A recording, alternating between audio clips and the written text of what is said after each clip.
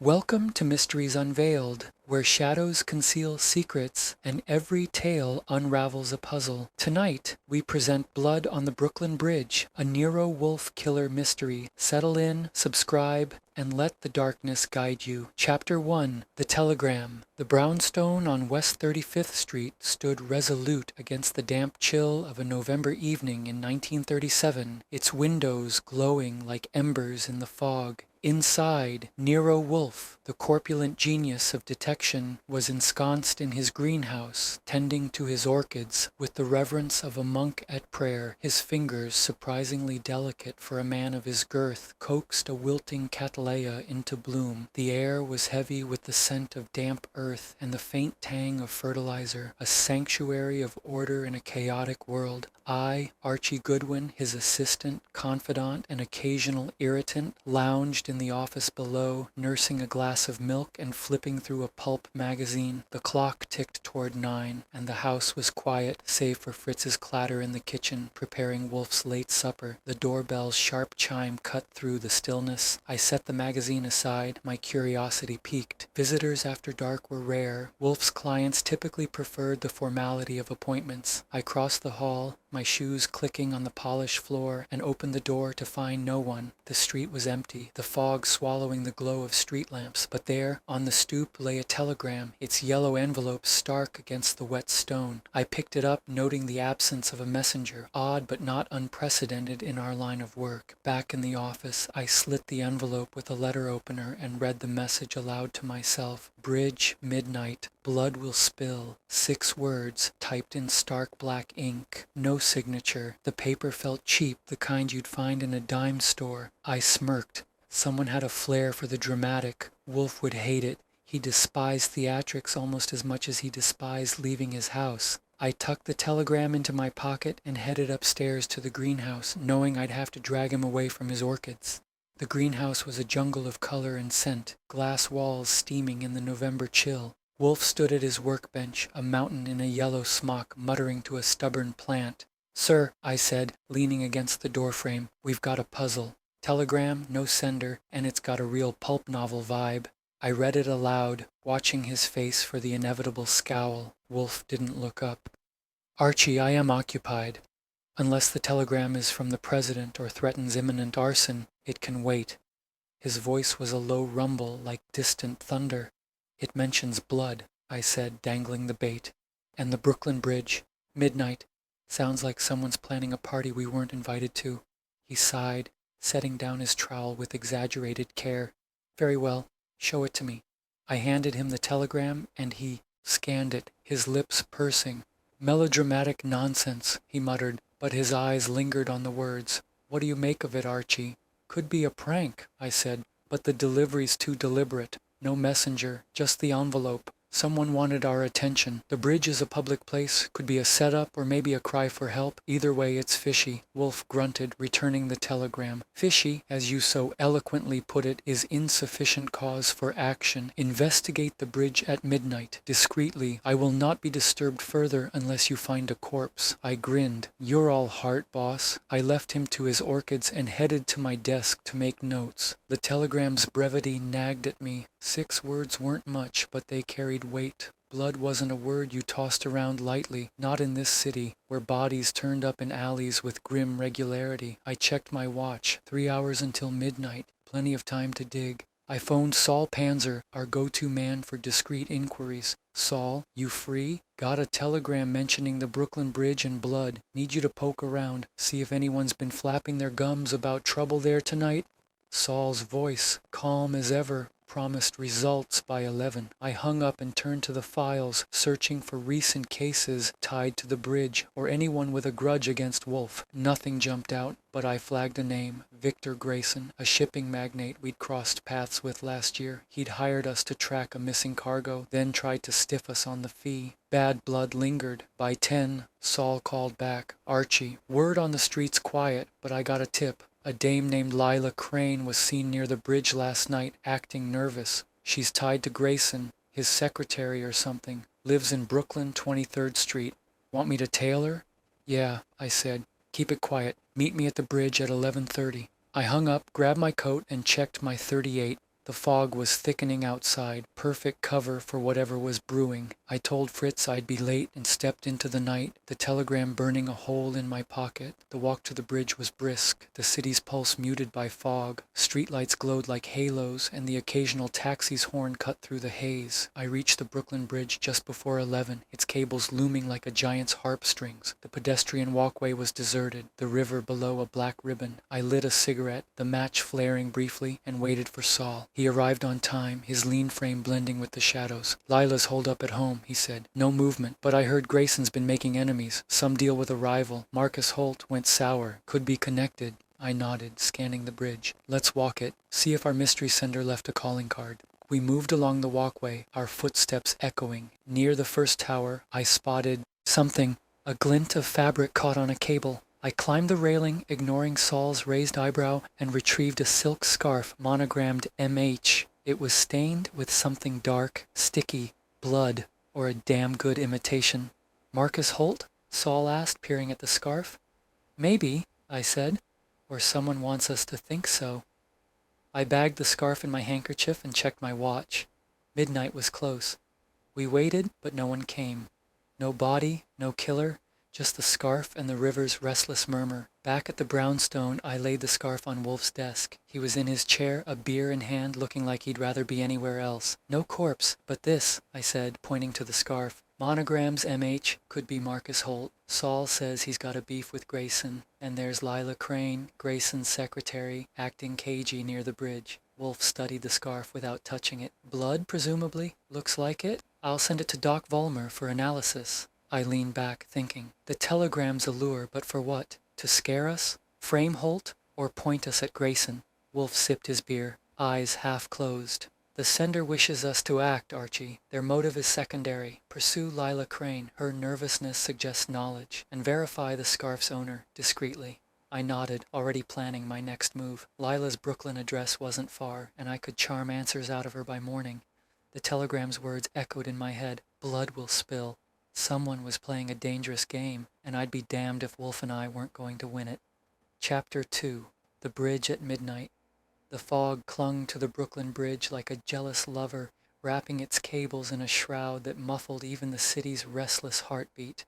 It was 11:50, and I, Archie Goodwin, stood near the Manhattan Tower. The telegram's words, "Bridge, midnight, blood will spill," burning in my mind. The scarf I'd found earlier, monogrammed MH and stained with what looked like blood, was tucked safely in my coat pocket, wrapped in a handkerchief. Saul Panzer was off checking Lila Crane's movements, leaving me alone to face whatever this midnight rendezvous held. The air was damp, carrying the briny scent of the East River, and my .38 felt reassuringly heavy under my arm. I lit another cigarette. The match's brief flare a small rebellion against the dark. The bridge's pedestrian walkway stretched ahead, empty save for the occasional shadow that might have been a late-night wanderer or just the fog playing tricks. I'd walked the bridge 100 times, but tonight it felt different. Alive, almost, like it was holding its breath. The telegram had promised blood, and while I hadn't found a body yet, that scarf wasn't exactly a love letter. Someone was staging a scene, and I was the audience, or maybe the mark. At 11:55, I started pacing the walkway, my footsteps echoing off the wooden planks. The city's glow was muted, the skyline a hazy silhouette through the mist. I kept my eyes sharp, scanning for movement. The telegram hadn't specified a spot, so I stayed near the first tower where I'd found the scarf. If this was a setup, the tower's shadow offered cover. If it was a cry for help, I'd see whoever came running. Either way, I wasn't planning to be caught flat-footed. Midnight came and went. No one showed, no screams, no gunshots, just the river's murmur and the creak of the bridge under a gust of wind. I checked my watch, 12:05. If this was a prank, it was a damn elaborate one. I was about to head back when I heard it, a soft shuffle, like shoes scuffing against wood. I froze, dropping my cigarette and grinding it out with my heel. The sound came from the Brooklyn side, faint but deliberate. I slipped into the shadow of the tower, hand on my gun, and waited. A figure emerged from the fog, moving fast, small, slight, wrapped in a dark coat and a scarf that fluttered like a flag of surrender. A woman. She stopped about 20 yards away, clutching the railing, her head darting side to side like a deer sensing a hunter. I stayed still, letting her make the first move. She didn't see me, but her nervousness was loud as a siren. She reached into her pocket, pulled out a cigarette case, then fumbled it, the metal clattering on the walkway. She cursed softly, too soft for me to catch the words, and bent to retrieve it. That's when I stepped out. "Evening," I said, keeping my tone light but loud enough to startle. She jolted upright, the cigarette case slipping again. I caught it before it hit the ground, handing it back with a smile. "Lila Crane, I presume?" Her eyes widened, dark and sharp under the brim of a cloche hat. "Who are you?" she demanded, her voice tight but cultured with a faint Brooklyn accent. She was younger than I'd expected, mid-20s maybe, with a face that could have been pretty if it wasn't pinched with fear. "Archie Goodwin," I said, tipping my hat. "I work for Nero Wolfe. Got a telegram that led me here. You wouldn't know anything about that, would you?" Her lips parted, then snapped shut. "I don't know what you're talking about," she said, but her hands betrayed her, twisting the scarf around her neck. It wasn't the one I'd found, no monogram, no blood, but the gesture screamed guilt. "Sure you don't," I said, leaning against the railing. "Funny thing, though. I found a scarf here earlier marked MH. Smelled like trouble. And I hear you've been spending time near this bridge, acting like you've got secrets heavier than a sack of nickels." She took a step back, eyes darting toward the Brooklyn side. "You're mistaken," she said. "I'm just out for a walk." "At midnight? On a fog-choked bridge?" I kept my smile easy, but I moved to block her path. "Look, Miss Crane, But not the law. I just want answers. That telegram mentioned blood, and I'm betting you know why." She hesitated, her breath visible in the cold air. Then, like a dam breaking, she spoke. "It's Victor Grayson," she said, voice low. "My boss. He's been blackmailing my family. My brother owed him money. Gambling debts. Grayson's been holding it over us for months, threatening to ruin us. I came here last night looking for a way to confront him. I didn't send any telegram." "Blackmail's a nasty business," I said, watching her closely. "But it doesn't explain the scarf, or why you're back tonight." "I don't know about any scarf," she snapped, then caught herself, lowering her voice. "I came because I heard Grayson was meeting someone here tonight. I thought maybe I could catch him off guard, get proof of what he's doing." "Meeting who?" I pressed. "I don't know. Someone named Holt, maybe. Marcus Holt. They've been fighting over a shipping contract. Grayson's ruthless. He'd do anything to win." I filed that away. The scarf's MH could be Marcus Holt, like Saul had suggested, or it could be a plant to throw us off. "You see anything last night? Anyone leave a calling card in blood?" Her face paled. "Blood? No, I didn't see anything like that." But her eyes flicked to the railing where I'd found the scarf, and I knew she was lying, or at least holding something back. Before I could press further, a car horn blared from the Manhattan side, sharp and sudden. Lila flinched, and I turned, half expecting a goon with a Tommy gun. Just a taxi, its lights cutting through the fog. When I looked back, Lila was already moving, darting toward Brooklyn. "Wait," I called, but she was quick, her heels clicking as she vanished into the mist. I let her go. Chasing her would have been a scene, and I had enough to work with. The scarf, Lila's story, and the name Marcus Holt. I checked the spot where she'd dropped her cigarette case. Nothing but a scuff mark on the wood. No blood, no body, just questions piling up like unpaid bills. I headed back to the brownstone, the fog thicker now, swallowing the bridge behind me. Wolf would be up, probably nursing another beer and pretending he didn't care about the case. I'd lay out what I'd found.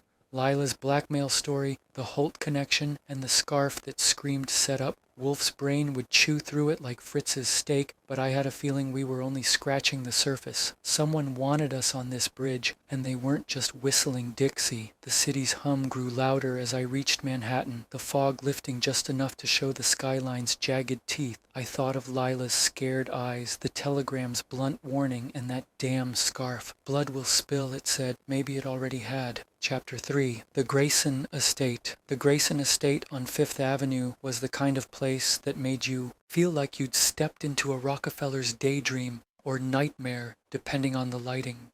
It was just past noon the next day, and I, Archie Goodwin, was standing in its foyer, hat in hand, trying not to gawk at the chandelier that looked like it cost more than my yearly salary. Nero Wolfe had sent me to call on Evelyn Grayson, widow of the late Victor Grayson, the shipping magnate whose name kept surfacing like a bad penny in this case. The telegram, bridge, midnight, blood will spill. and the blood-stained scarf marked M.H. had pointed us to Grayson, and I was here to see what his widow knew. Wolfe naturally stayed home, claiming his orchids needed him more than Evelyn did. I wasn't fooled. He just hated leaving his brownstone. The butler, a thin man with a face like a closed book, led me through a maze of hallways lined with oil paintings, grim-faced ancestors glaring down as if I'd stolen their silver. His name was Clarence, and he moved with the kind of precision that suggested he'd been polishing the same candlesticks for decades.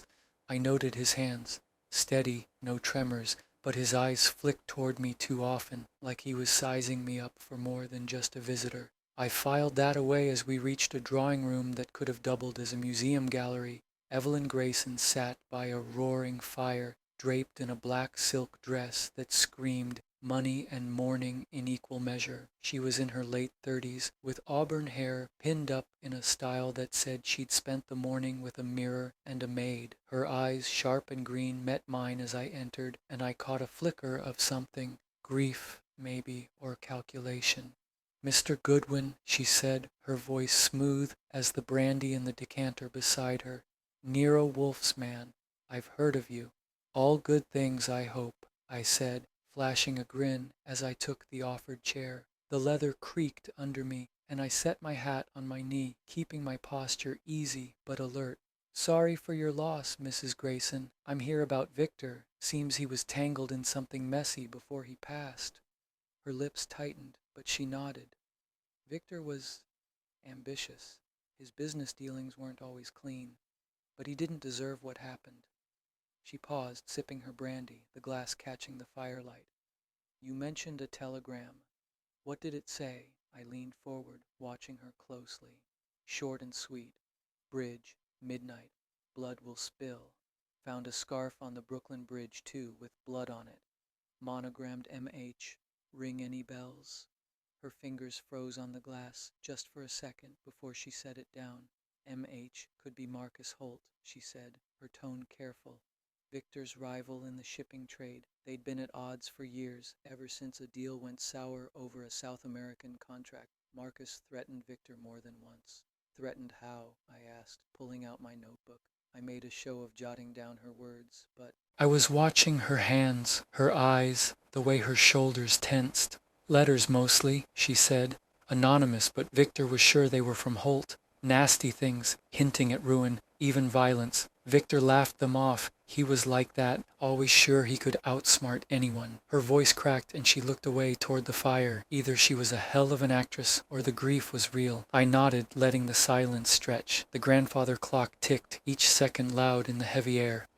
"Anyone else have it in for Victor? Employees, maybe? Like, say, Lila Crane?" Evelyn's head snapped up, her eyes narrowing.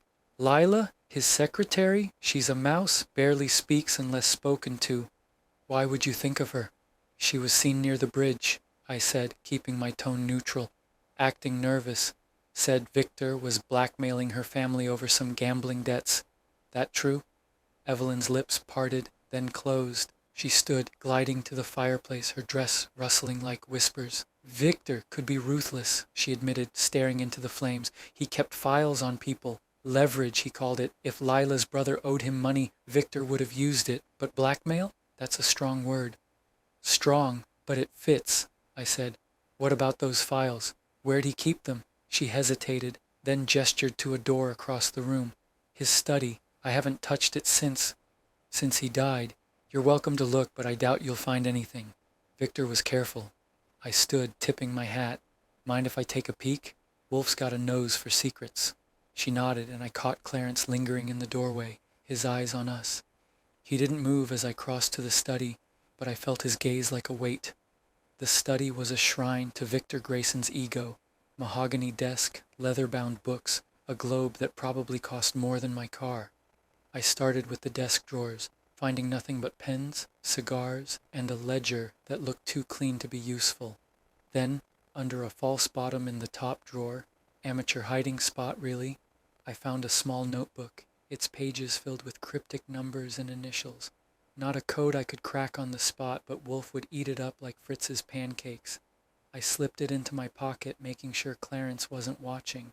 As I rifled through a filing cabinet, I heard a faint creak behind me. I turned, casual as you please, to find Clarence in the doorway, holding a tray with a single glass of water. Mrs. Grayson thought you might be thirsty, he said, his voice flat as the East River on a calm day. Thanks, I said, taking the glass, but not drinking. His eyes lingered on the desk, like he knew I'd found something. You worked for Victor long? I asked, setting the glass down. 15 years, he said, his tone clipped. He was a demanding man, but fair. Fair enough to make enemies? I pressed, leaning against the desk, like Marcus. Holt? Clarence's jaw tightened, just enough to notice. Mr. Holt was vocal in his disputes with Mr. Grayson, but I'm just the butler, Mr. Goodwin. I don't involve myself in such matters. Sure, I said, smiling, but you hear things, don't you? Like maybe Victor's deals weren't all above board? He didn't answer, just turned and left, his footsteps silent on the thick carpet. I finished my search, finding nothing else worth pocketing, and returned to Evelyn. She was back by the fire, her brandy glass empty. Find what you needed? She asked, her voice cooler now. Maybe, I said. One last thing. Ever hear Victor mention a secret society, some kind of club or group? Her eyes widened, and for a moment I thought she'd spill something big. Then she laughed, a brittle sound. A secret society? Victor? He was too practical for such nonsense. You've been reading too many detective stories, Mr. Goodwin. Maybe, I said, tipping my hat again. Thanks for your time, Mrs. Grayson. I'll see myself out. Clarence was waiting by the front door, his face unreadable. I gave him a nod and stepped back into the fog, the notebook burning a hole in my pocket. Back at the brownstone, I'd hand Wolfe the notebook and see what his big brain made of it. Evelyn's story about Holt checked out, but her quick dismissal of Lila and the secret society felt rehearsed, and Clarence, his watchful eyes screamed he knew more than he was saying. The telegram, the scarf, and now a coded notebook. This case was starting to feel like a puzzle with half the pieces missing. Chapter 4. The Shadowy Figure. The fog had given way to a steady drizzle by the time I, Archie Goodwin, hit the streets that evening. The coded notebook from Victor Grayson's study tucked safely in my coat. Nero Wolfe had barely glanced at it before declaring it intriguing but indecipherable without context, and sending me to tail Clarence, the Grayson butler, who'd been acting like a man with secrets heavier than a safe full of gold. Evelyn Grayson's polished answers and Lila Crane's nervous midnight run on the Brooklyn Bridge had already set my nerves on edge, and Clarence's watchful eyes in that mansion screamed he was more than just a servant. Wolfe's orders were clear: follow him discreetly and see where he slithered after dark. Saul Panzer had tipped me off that Clarence frequented a speakeasy in the Bowery, a hole in the wall called the Black Cat, where the city's underbelly swapped whispers over cheap whiskey. I reached the alley just after 9, the rain making the cobblestones slick as ice. The neon sign buzzed, casting a blue glow that mixed with the street lamp's weak light. I pulled my hat low and leaned against a brick wall, blending into the shadows. The air smelled of damp trash and cigarette smoke, and the faint wail of a saxophone leaked from the speakeasy's door. Clarence appeared at 9:15, moving. Like a man who knew he might be followed, he wore a dark overcoat, collar up, and a fedora that hid his eyes. He didn't look back as he slipped through the speakeasy's side door, but I caught the tense set of his shoulders. I gave it a minute, then followed, easing the door open just enough to slide inside without drawing eyes. The Black Cat was a dive, dim lights, smoke thick as the fog outside, and tables packed with men in cheap suits and women in dresses that had seen better days. A jazz trio played in the corner, the music low and sultry, masking the hum of hushed conversations. I spotted Clarence at a back table, talking to a man whose face I couldn't make out. The stranger was broad-shouldered, his hat tilted to obscure his features, but the way he leaned in, gesturing sharply, suggested he wasn't here for the music. I grabbed a stool at the bar, ordered a rye, and kept my eyes on them through the mirror behind the counter. Clarence's hands were steady, but his face was tight, tight like he was swallowing something bitter. The other man slid a small envelope across the table, and Clarence tucked it into his coat without looking at it. I sipped my drink, my mind racing. The envelope could be anything: cash, a note, or another damn telegram for all I knew. The scarf with MH and Lila's story about Marcus Holt's feud with Grayson kept circling in my head. Was this guy Holt? Or another player in whatever game Grayson had been running? I needed to get closer, but the bar was too crowded for a casual stroll past their table without being spotted. The bartender, a grizzled type with a scar over one eyebrow, caught me staring. "You looking for trouble, pal?" he muttered, wiping a glass with a rag that looked dirtier than the floor. "Just enjoying the ambiance," I said, flashing a grin. "Know that guy in the back? The one with the butler vibe?" He snorted. "Clarence? Comes in every week quiet as a ghost. Don't know the other fella, but he's new. Looks like bad news." He moved off to serve another customer, and I filed that away.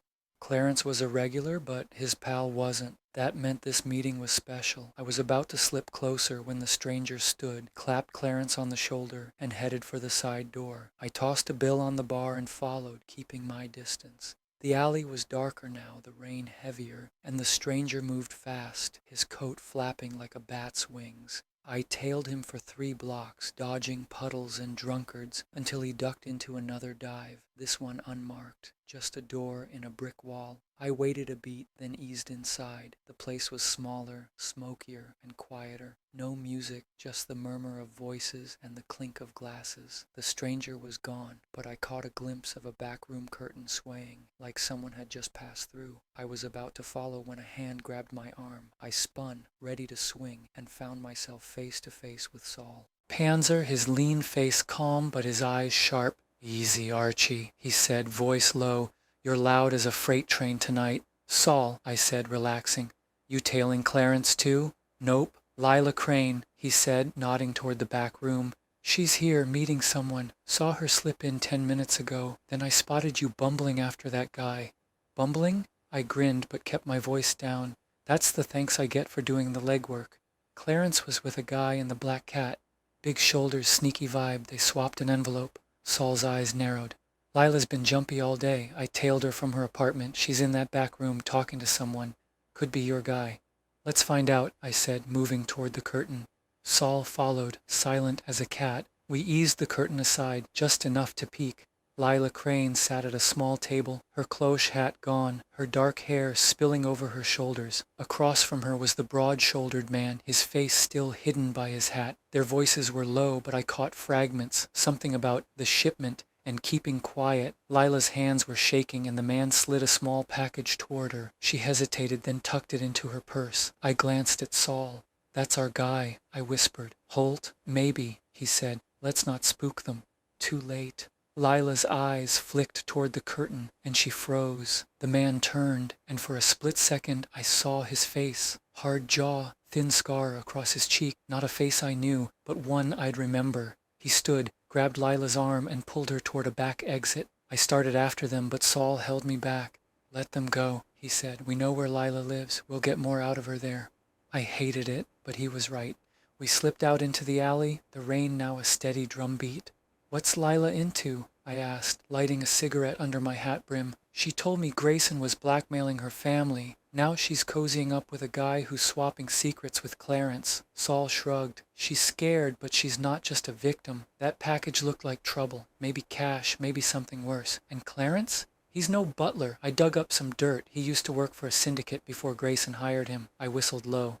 "So we've got a crooked butler, a scared secretary, and a mystery man who might be Marcus Holt. And that notebook from Grayson's study. Wolf's still chewing on it, but it's got to tie in." "Bet it's about that shipment they mentioned," Saul said. "Grayson's shipping empire wasn't just moving cargo. Smuggling, maybe."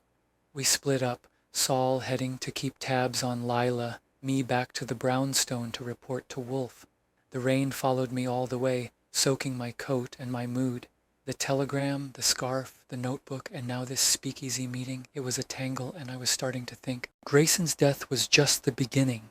Wolf would have to pull something brilliant out of his oversized brain, because this case was getting murkier by the minute. Chapter 5. The Orchid Room. The rain had chased me all the way back to West 35th Street, soaking my coat and souring my mood as I stepped into Nero Wolfe's brownstone just past 11. The coded notebook from Victor Grayson's study was still in my pocket, its cryptic numbers and initials nagging at me like a tune I couldn't place. The speakeasy meeting I'd just witnessed, Clarence the butler swapping envelopes with a scar-faced stranger, and Lila Crane's hushed talk of shipments, had turned this case into a tangle of lies and half-truths. The telegram's warning bridge. Midnight. Blood will spill, and that blood-stained scarf marked M.H. were pieces of a puzzle, but they weren't fitting together yet. I needed Wolfe's brain to make sense of it, and that meant dragging him away from his orchids. The greenhouse was a world apart from the gritty streets I'd just left. Warm, humid air wrapped around me as I climbed the stairs, the scent of earth and blooms heavy in the stillness.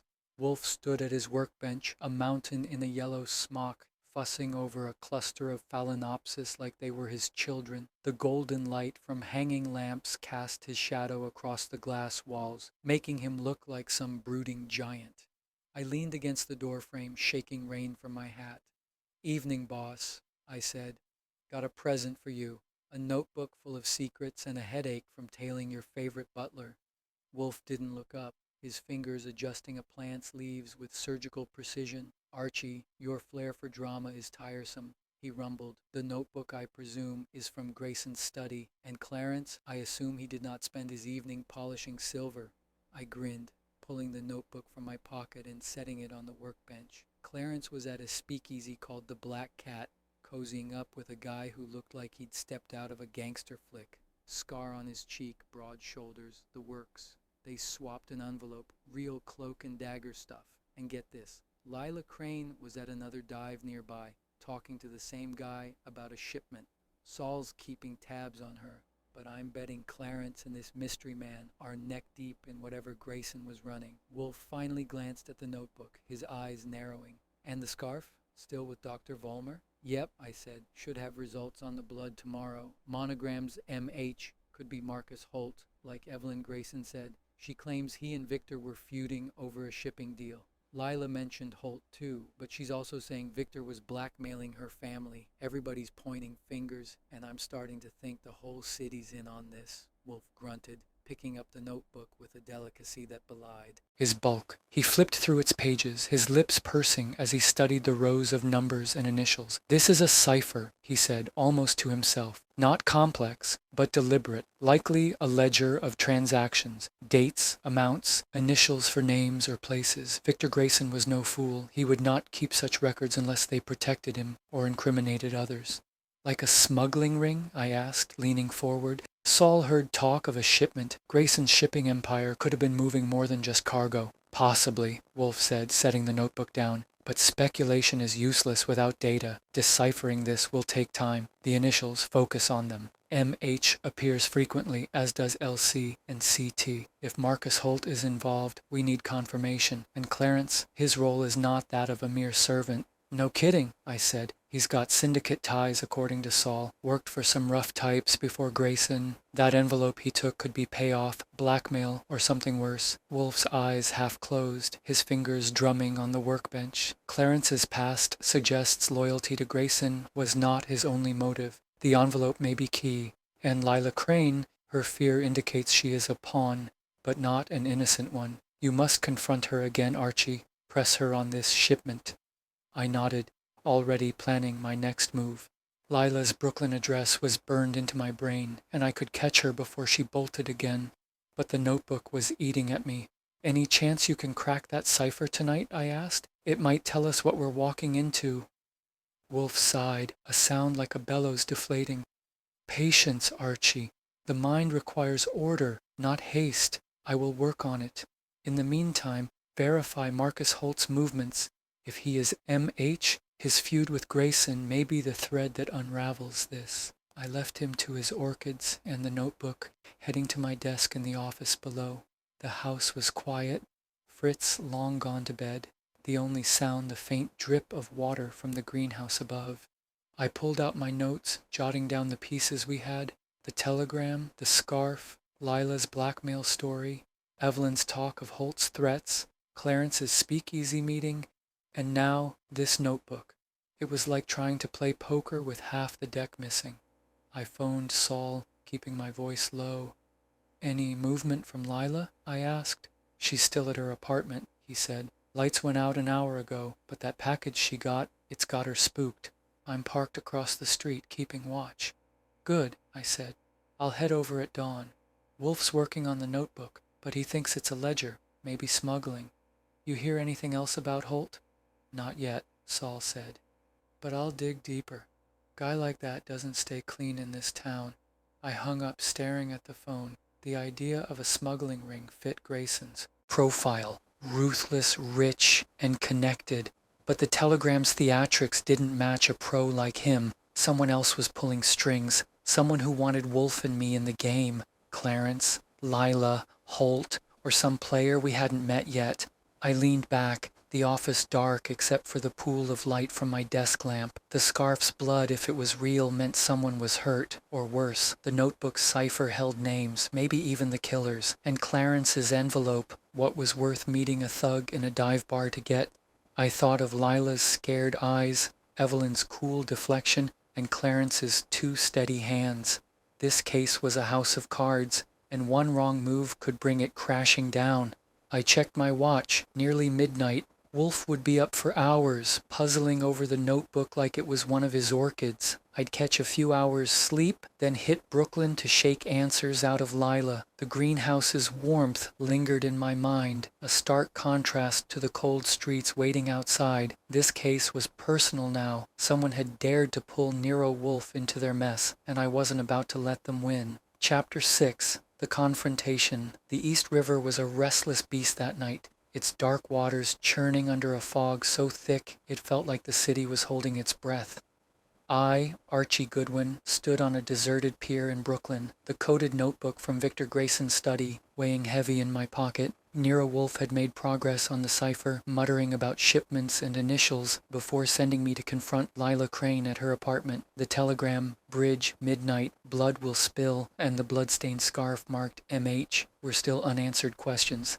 But Lila's nervous meeting with a scar-faced stranger in that Bowery dive had pushed her to the top of my list. She knew something about Grayson's death, and I was done playing nice. It was just past 7, the sky a bruise of blue and gray, when I reached the pier near Lila's address. Saul Panzer had called an hour ago, saying she'd slipped out of her apartment and headed here, carrying that mysterious package from the speakeasy. I'd told him to hang back. Lila was jumpy, and 2 shadows might spook her into running again. The pier was quiet, save for the waves and the occasional creak of a crate shifting in the wind. I stayed low, using a stack of cargo as cover, my .38 ready in case things went south. Lila appeared at the end of the pier, her dark coat blending with the fog. She clutched her purse like it was a lifeline, her head darting side to side. No cloche hat tonight. Her hair was loose, catching the faint glow of a lantern. She looked like a woman waiting for trouble, and I was betting it wasn't far off. I eased closer, keeping to the shadows, my shoes silent on the damp wood. The air smelled of salt and tar, with a faint metallic tang that reminded me of the blood on that scarf.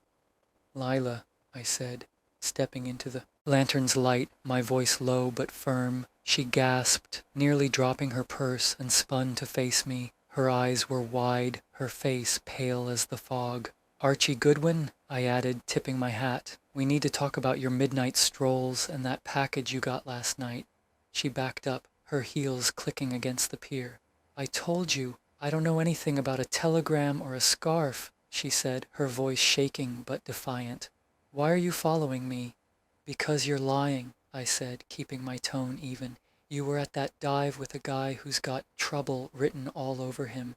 You mentioned a shipment, and I'm betting it's tied to Victor Grayson's dirty deals.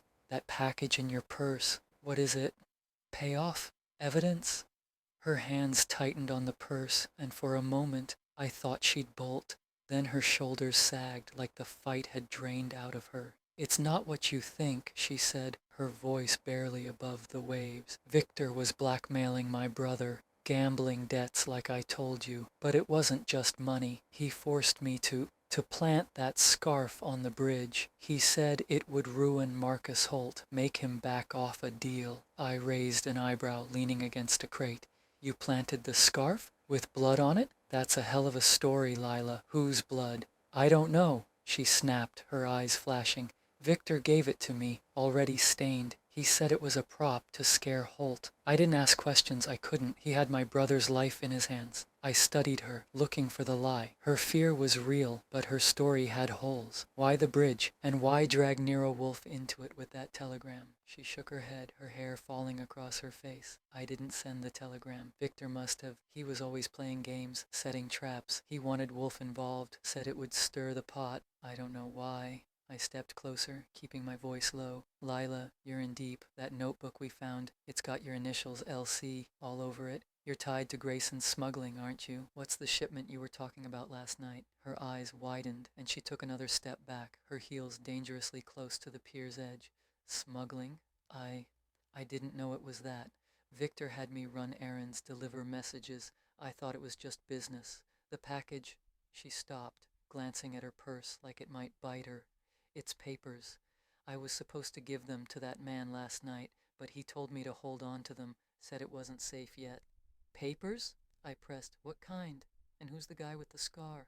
Before she could answer, a sharp crack split the air, a gunshot close and loud. I dove behind a crate, pulling my .38 as Lila screamed and dropped to the pier. The bullet had missed us, splintering wood a few feet away. I scanned the shadows, heart pounding, but the fog was too thick to see the shooter. Stay down, I hissed at Lila, who was scrambling toward the crates, her purse clutched to her chest. Another shot rang out, this one pinging off a metal post. I cursed under my breath, trying to pinpoint the shooter's position. The fog was a curse and a blessing, hiding us, but hiding them too. Lila, who's shooting? I snapped, crawling toward her. Holt? Clarence? I don't know, she sobbed, her voice breaking. I swear I don't know. I grabbed her arm, pulling her behind a taller stack of crates. The lantern swung wildly, casting jagged shadows that made every movement look like a threat. No more shots came, but the silence was worse, heavy with menace. I waited, my gun steady, listening for footsteps or the click of a hammer. Nothing but the waves and Lila's ragged breathing. We're leaving, I said, keeping low. Stick close and keep quiet. I led her back toward the shore, my eyes scanning the fog. The shooter was gone, or waiting. Either way, I wasn't sticking around to find out. We reached the street, and I flagged a taxi, shoving Lila inside before climbing in after her. West 35th Street, I told the driver, then turned to Lila. You're coming with me. Wolf's going to want to hear this straight from you. She nodded, her face ashen, clutching her purse like it was all she had left. The taxi rumbled through the foggy streets, and I kept watch out the back window, half expecting a car to tail us. Nothing, but that gunshot wasn't random. Someone wanted Lila quiet, or me, or both. The notebook, the scarf, the telegram, and now a shooter. This case was turning into a circus, and I was starting to feel like the clown. Back at the brownstone, I'd lay it all out for Wolfe. Lila's confession about planting the scarf, the papers in her purse, and the shooter who'd turned a quiet pier into a shooting gallery. Wolfe's greenhouse would be a damn sight calmer than that pier, but I had a feeling his brain was about to stir up a storm of its own. Chapter 7. The Gala.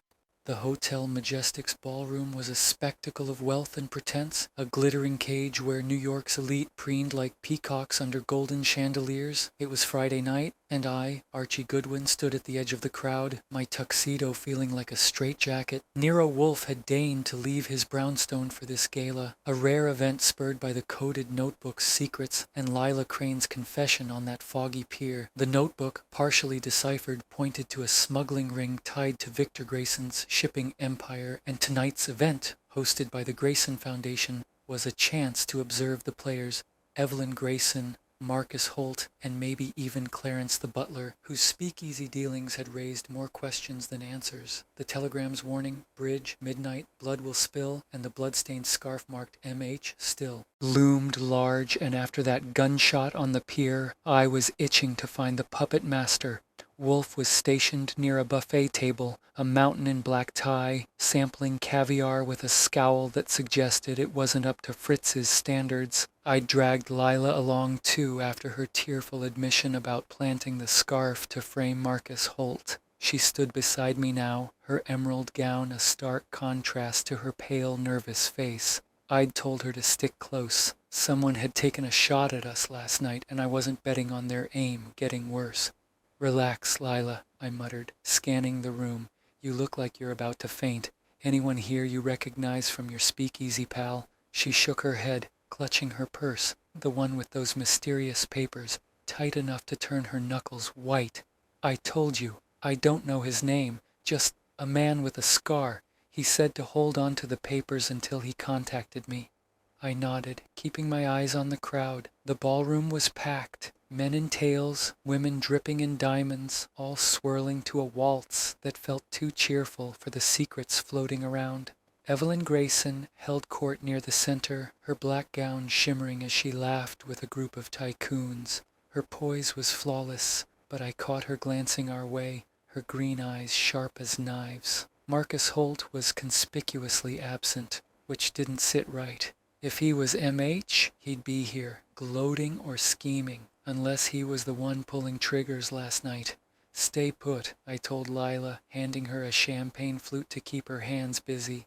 "I'm going to snoop." I weaved through the crowd, nodding at familiar faces, cops, reporters, the odd politician, until I reached a hallway off the ballroom. A discreet sign pointed to private rooms, and I had a hunch Grayson's old business associates might be hiding there, away from the glitter. The hallway was dim, its deep blue carpet muffling my steps. I passed a couple of closed doors before hearing voices behind one marked "Private Suite." I pressed my ear to the wood, catching fragments. Shipments delayed, customs sniffing around, Holt's furious. The voices were low, male, and tense. I recognized one, Clarence, the butler, his clipped tone unmistakable. I eased the door open a crack, peering inside. Clarence stood by a window, his back to me, talking to a man I didn't know, short, wiry, with a mustache that looked like it belonged in a vaudeville act. A third man sat at a desk, his face hidden by a cloud of cigar smoke. Papers were spread out, some with the same cryptic symbols I'd seen in Grayson's notebook. I strained to hear more, but a hand on my shoulder made me freeze. "Mr. Goodwin," Evelyn Grayson said, her voice smooth as silk but cold as the river. "Enjoying the gala?" She stood behind me, a champagne flute in hand, her smile not reaching her eyes. "Just stretching my legs," I said, flashing a grin. "Thought I heard a familiar voice. Your butler's got a side hustle, doesn't he?" Her lips tightened. "Clarence is loyal. You're mistaken if you think he's involved in anything untoward." She stepped closer, her perfume sharp and floral. "You're chasing shadows, Mr. Goodwin. Victor's death was tragic, but it's over. Let it rest." "Not my style," I said, keeping my tone light. "Someone sent us a telegram about blood on the bridge. Someone shot at me last night. I'm curious like that."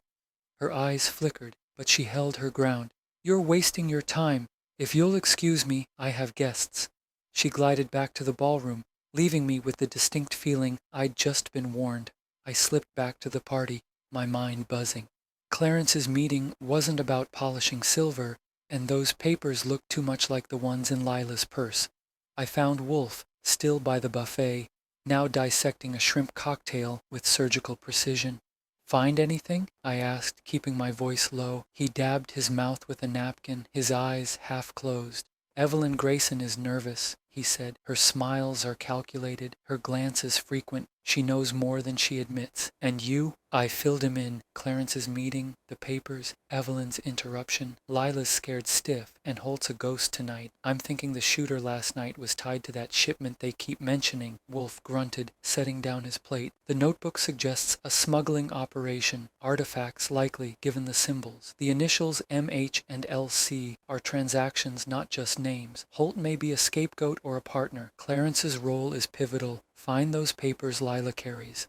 I nodded, scanning for Lila. She was gone. My stomach dropped as I pushed through the crowd, checking corners and alcoves. No sign of her emerald gown. I ducked into another hallway, this one leading to a service entrance, and spotted a door slightly ajar. Inside was a small storage room, crates, cleaning supplies, and in the corner, Lila, rifling through her purse with shaking hands. "Going somewhere?" I asked, stepping inside. She yelped, dropping a sheaf of papers. I scooped them up before she could, glancing at the top sheet. It was a manifest listing antiquities with coded numbers matching the notebook. Lila, you've got some explaining to do. I didn't know, she whispered, tears in her eyes.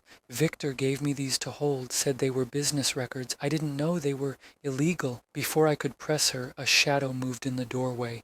I spun, hand on my .38, but it was just a waiter, startled by the noise. Sorry, sir, he mumbled, backing off. I relaxed, but only slightly. The papers in my hand were dynamite, and someone, Clarence Holt or the Scarface stranger, was bound to want them back. Let's go, I said, tucking the papers into my jacket. You're sticking with me until Wolfe sees these. Lila nodded, her face a mask of fear. As we headed back to the ballroom, I couldn't shake the feeling that the gala's sparkle was hiding something dark, and we were about to step right into it. Chapter 8. The Betrayal. The Grayson Manor felt like a tomb as I, Archie Goodwin, stepped into its library the morning after the gala, the air thick with the scent of old books and betrayal.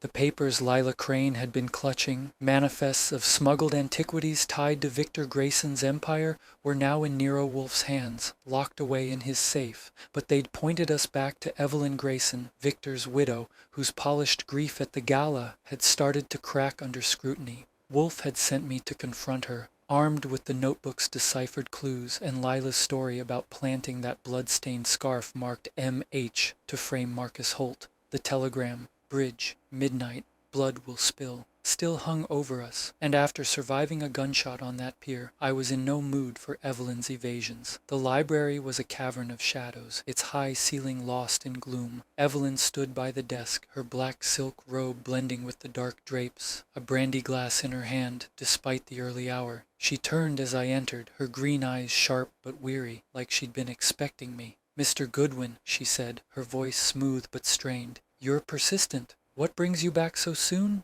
I tossed my hat onto a chair, keeping my tone light but my eyes on her. Answers, Mrs. Grayson. Those papers Lila had? They're a map to your husband's smuggling ring. Antiquities, big money, bigger risks. Your name's in the mix, and I'm betting you know more than you let on at the gala. Her fingers tightened on the glass, and she set it down with a clink that echoed in the quiet room. You're mistaken, she said, turning to the window. Victor handled his business. I stayed out of it. Sure, I said, stepping closer. But those papers mention E.G. alongside M.H. and L.C. Victor was moving stolen artifacts, and you were either in on it or looking the other way. Which is it? She spun, her face pale but her eyes blazing. You think I'd dirty my hands with Victor's schemes? He was my husband, not my partner. Yes, I knew he wasn't a saint, smuggling, blackmail, whatever it took to win. But I didn't ask questions. It kept us in this house, this life. I pulled out a photo I'd found tucked in the manifest, a grainy shot of Evelyn and Marcus Holt, his arm around her at some dockside, both smiling like they shared a secret. I slid it across the desk. This says different. You and Holt look cozy.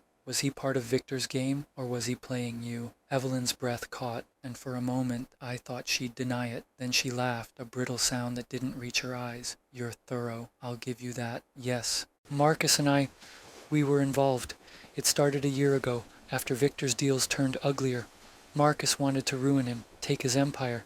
I was angry, lonely, but I didn't kill Victor, if that's what you're thinking. I leaned against the desk, watching her closely. Maybe not, but someone did, and that scarf Lila planted. Your husband's idea, you said. Why frame Holt, and why drag Nero Wolfe into it with that telegram?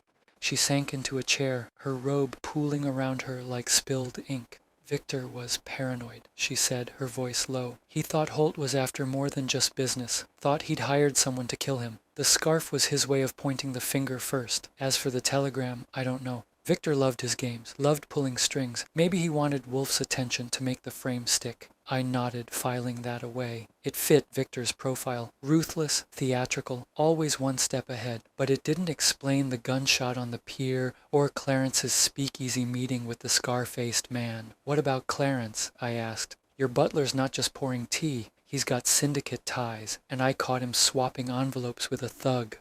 What's his angle? Evelyn's eyes widened, and she reached for the brandy, then stopped, her hand trembling. Clarence? He's been with us for years.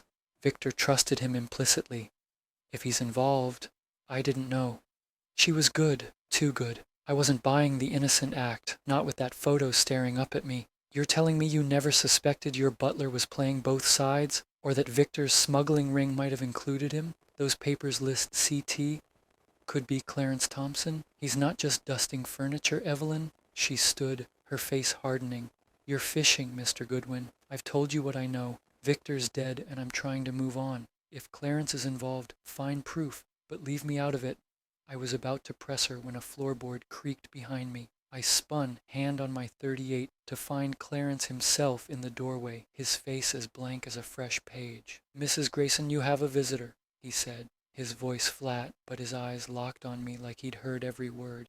Tell them I'm occupied, Evelyn snapped, her composure slipping. Clarence nodded and left, but not before giving me a look that said I'd crossed a line. I turned back to Evelyn, but she was already moving toward the door, her robe trailing behind her. We're not done, I called after her. She didn't answer. I scanned the desk, spotting the spilled brandy glass and scattered papers. One caught my eye, a note in Victor's handwriting, half buried under a book, CT to deliver package, trust no one. I pocketed it, my mind racing. Clarence was in deeper than I'd thought, and Evelyn's affair with Holt tied her to the mess, whether she admitted it or not. I left the library, the Manors, silence pressing in. Outside, the fog was thicker, swallowing the city in gray. Back at the brownstone, I'd lay this out for Wolfe. Evelyn's affair, Clarence's suspicious note, and the photo tying her to Holt. The smuggling ring was real, and the players, Evelyn, Holt, Clarence, Lila, were all dancing around a truth no one wanted to name. The telegram, the scarf, the gunshot, and now this note. Someone was betraying someone, and I was betting Clarence knew who. Chapter 9. The Trap. The Brooklyn Bridge at dawn was a sight to behold, its cables catching the first rays of sunlight like strings of a giant's harp. I, Archie Goodwin, stood near the Manhattan Tower, my .38 tucked under my coat, the weight of the past week's clues heavy in my mind. Nero Wolfe had devised a trap to flush out Victor Grayson's killer, and the bridge, where this all began with that cryptic telegram, bridge,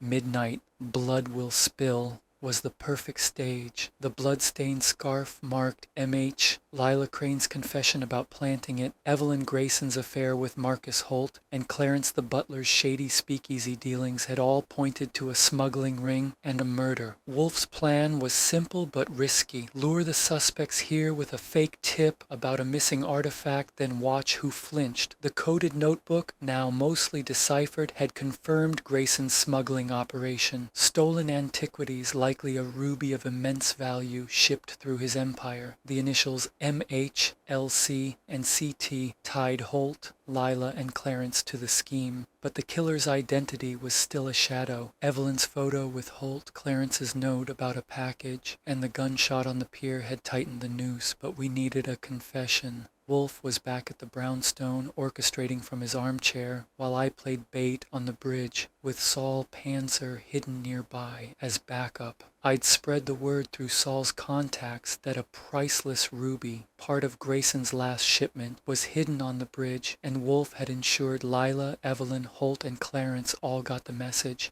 The bait was set. Whoever showed up to claim it was either desperate or guilty. The morning air was crisp, the fog thinning to reveal the city's skyline, its spires glinting gold.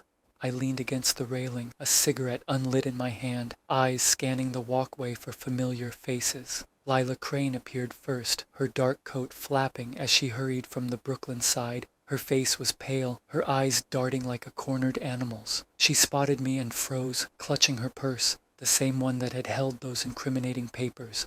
"Archie," she said, her voice barely above the river's murmur. "What's this about a ruby? I got a call saying it's here." "Relax, Lila," I said, keeping my tone easy. "Just checking a tip. You seem awful eager for a secretary." She bristled, stepping closer. "I'm here because I want this." "Over. Victor's death, the blackmail, it's ruined my life. If that ruby's real, maybe I can buy my way out." Before I could press her, footsteps echoed from the Manhattan side. Evelyn Grayson emerged, her fur coat catching the dawn light, her expression a mix of defiance and fear. "Mr. Goodwin?" she called, her voice sharp. "This is absurd. A ruby on the bridge? What game is Nero Wolfe playing?" "No game," I said, tossing the cigarette into the river. "Just following leads. You two know each other, don't you? Maybe you can compare notes on Victor's secrets." Evelyn's eyes flicked to Lila, and the air crackled with tension. "Lila was Victor's pawn," she said coldly. "If anyone's hiding something, it's her." Lila's face flushed. "You're one to talk. You and Marcus Holt were—" She didn't finish. A third figure approached. Clarence, his butler's polish gone, replaced by a hard-edged glare. He wore a plain overcoat, his hands in his pockets, and I didn't like the bulge on his right side. "Mrs. Grayson," he said, ignoring me, "you shouldn't be here." "Neither should you," I cut in, stepping between them. "Funny how you all got the same tip about a ruby. Care to explain, Clarence? Maybe start with that envelope you got at the speakeasy." His eyes narrowed, but before he could answer, a fourth figure strode from the fog. Marcus Holt, his scarred face unmistakable from Lila's description. He was broad-shouldered, his trench coat open to reveal a tailored suit, and his expression was all business. "Goodwin," he said, his voice gravelly, "I heard you found something that belongs to me." "The ruby?" I asked, raising an eyebrow. "Or the scarf with your initials, soaked in blood?" Holt's jaw tightened, but he didn't flinch. "I didn't kill Grayson. That scarf was a setup, and you know it." "Enough!" Lila snapped, her voice breaking. "I planted the scarf like I told you, Archie. Victor made me do it to frame Marcus, but I didn't know about the ruby until today." Evelyn laughed, a brittle sound. "You're all fools. Victor hid that ruby to protect it from his enemies. Probably from you, Marcus. He knew you wanted his empire. I watched them, my hand near my gun. The trap was working too well. They were turning on each other, but no one had confessed to murder. I was about to push harder when Clarence moved, quick as a snake, pulling a pistol from his pocket. "Nobody moves," he said, his voice low and deadly. "The ruby's mine. Grayson owed me, and I'm done waiting." I froze, calculating. Saul was out there, but I couldn't see him. "Easy, Clarence," I said, raising my hands. "You're the butler, not the mastermind. Why kill Grayson?" His eyes burned, and the pistol steadied on me. "Victor betrayed me," he spat. "I ran his shipments, took the risks for years. When I demanded my cut, the ruby," he laughed, said, "I was just hired help. So I made sure he paid." The air went still. Evelyn gasped, and Lila shrank back. Holt's face was unreadable, but his hands clenched. "You killed him?" I asked, keeping my voice calm. "On the bridge?" Clarence's lips twisted. "He met me there, thinking he'd buy me off with promises. I used his own knife. The scarf was my touch," pointed the cops at Holt. "The telegram was to get Wolfe sniffing around, make it look like a bigger game." I nodded, pieces clicking into place. "And the gunshot on the pier? Your work too?" "Had to keep Lila quiet," he said, glancing at her. "She knew too much." Lila sobbed, and Evelyn stepped forward, her voice shaking. "You monster. Victor trusted you." Clarence sneered, but before he could answer, Saul Panzer emerged from the fog, his own gun trained on Clarence. "Drop it," Saul said, his voice like steel. "You're done." Clarence hesitated, then lowered the pistol, his shoulders slumping. I grabbed it, keeping an eye on the others. "Nice timing, Saul," I said, then turned to Clarence. "You're going to have a long talk with Inspector Kramer." As Saul cuffed Clarence, I looked at Evelyn, Lila, and Holt. They were shaken, but the truth was out. The ruby, the smuggling, the scarf, all tied to Clarence's greed and revenge. The bridge, bathed in dawn's golden light, felt like it was exhaling, its secrets finally spilling. Chapter 10. The Resolution. The brownstone study was a sanctuary of order, a stark contrast to the chaos of the past week. I, Archie Goodwin, sat in the red leather chair across from Nero Wolfe's desk, nursing a glass of milk as he sipped his beer, his bulk settled in his custom chair like a king on a throne. The ruby, the heart of Victor Grayson's smuggling ring, sat between us, its crimson glow a silent testament to the greed and betrayal that had unraveled on the Brooklyn Bridge at dawn. Clarence the butler's confession, his admission to murdering Grayson out of revenge for a promised share of the ruby, had closed the case, but Wolfe, as always, wanted to tie up every loose end. The telegram, bridge, midnight. Blood will spill. The bloodstained scarf marked M.H., and the coded notebook had led us here, and I was ready to hear Wolfe's final take. The fire crackled, casting shadows that danced across the ruby's facets. Wolfe set down his glass, his eyes half closed, a sign his brain was in overdrive. Archie, he began, his voice a low rumble. This affair was a study in human folly, greed, betrayal, and a deplorable lack of imagination. Clarence Thompson's actions were predictable, yet he nearly succeeded through sheer audacity. I leaned forward, setting my glass on the desk. Walk me through it, boss. Clarence spilled his guts on the bridge, but how'd you know he was the killer? And what about that telegram? Why drag us into it? Wolfe's lips twitched, a rare hint of amusement. The telegram was Clarence's flourish, a miscalculation born of ego. He admitted to sending it, hoping to draw attention to Marcus Holt, whom he framed with the scarf. By involving me, he believed the police would focus on Holt's supposed motive, a business rivalry, while he escaped notice. A butler, after all, is often invisible. I nodded, picturing Clarence's cold eyes on the bridge. He played the part well. Syndicate past, running Grayson's shipments, then getting greedy for the ruby. But why kill Grayson? He could have just stolen it. Pride, Wolfe said, tapping the desk. Clarence served Grayson for years, managing his illicit antiquities trade. Artifacts like this ruby, smuggled through Grayson's shipping empire.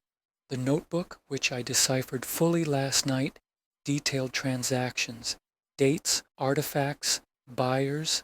Clarence's initials, CT, appeared as courier, not partner. When he demanded a larger share, Grayson refused, mocking him as mere help. That insult, coupled with the ruby's value, drove Clarence to murder. I whistled low. So he knifed Grayson on the bridge, planted the scarf to point at Holt, and sent the telegram to make it look like a bigger conspiracy. Ballsy but sloppy. Precisely, Wolfe said. The scarf was a crude touch. Lila Crane's role, planting it under Grayson's orders, confirmed his intent to frame Holt before his death. Clarence seized the opportunity, using Lila's fear of blackmail to keep her compliant. Her initials, LC, in the notebook marked her as an unwitting courier, delivering messages and packages. I thought of Lila's terrified eyes on the pier, the gunshot that nearly ended us.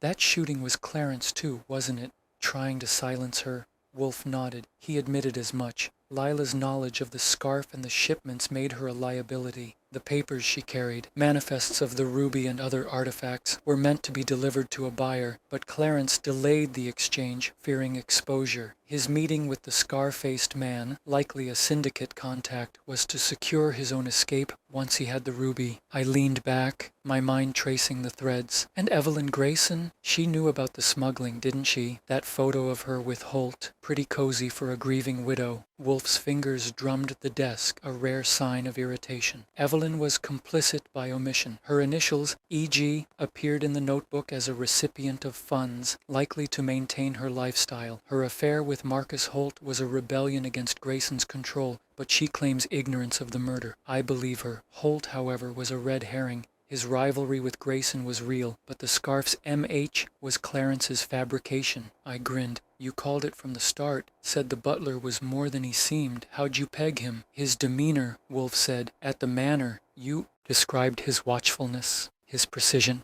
A man with syndicate ties does not serve tea without ambition. The notebook's frequent mention of CT confirmed his role. When you reported his speakeasy meeting, the pattern was clear. A man betrayed, seeking retribution. I sipped my milk, letting it settle. So the ruby's the prize. Grayson's smuggling it, Clarence wants it, Lila's caught in the middle, and Evelyn's playing both sides. What happens now? Wolfe gestured to the ruby. Inspector Kramer has Clarence in custody, charged with murder. The ruby will be returned to its rightful owner, a collector in Cairo according to the notebook. Evelyn faces no charges, though her reputation is tarnished. Lila may testify, but her role was coerced. The smuggling ring is dismantled, its buyers scattered. I looked at the ruby, its glow hypnotic in the firelight. Hell of a week. From a telegram to a killer butler. Think Clarence would have gotten away with it if he hadn't sent that note? Wolfe's eyes gleamed. No, his ego betrayed him. He underestimated me, Archie, and you. The bridge was his stage, but we wrote the ending. I chuckled, raising my glass. To Nero Wolfe, the guy who solves murders without leaving his chair. He grunted, unimpressed, and sipped his beer. The city outside hummed, oblivious to the drama we'd unraveled. The telegram, the scarf, the notebook, all pieces of a puzzle now complete. Justice wasn't always clean, but it felt good to see it done.